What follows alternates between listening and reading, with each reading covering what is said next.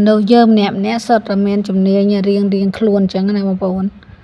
ចំណែកបងស្រីម្នាក់នេះគាត់ជំនាញខាងដកឆ្អឹងត្រីមើលគាត់ដកយ៉ាងញាប់ស្កាសតែម្ដងបងប្អូន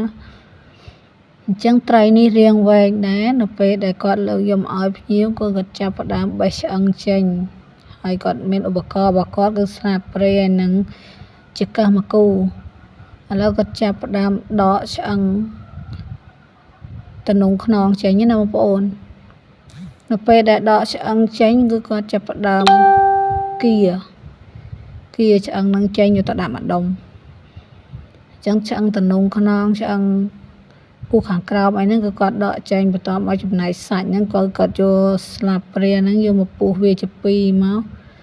ហើយគៀសាច់ហ្នឹងចេញទៅដាក់ម្ខាងអញ្ចឹងណាបងប្អូននេះឃើញទេដើម្បីគាត់ដកឆ្អឹងតំណកដាលចេញអាឆ្អឹងខ្នងកដាលហ្នឹងនេះឆ្អឹងវែងហ្នឹងឃើញទេបងប្អូនឃើញអត់ឥឡូវគាត់ដកចេញមកបានហើយពិតជាមានជំនាញមួយហើយអត់បែកសាច់ត្រីបងប្អូនសាច់ត្រីនៅដែលអញ្ចឹងណាបន្ទាប់ពីដកឆ្អឹងតំណខ្នងកដាលនឹងចេញហើយគឺគាត់យកឆ្អឹងទៅដាក់ម្ដុំរួចហើយគាត់ចាប់ផ្ដើមយកស្លាបព្រារបស់គាត់យកមកកាត់សាច់ត្រីនឹងជាដុំតូចអញ្ចឹងណាបងប្អូនដើម្បីឲ្យភ្ញៀវញ៉ាំអញ្ចឹងណា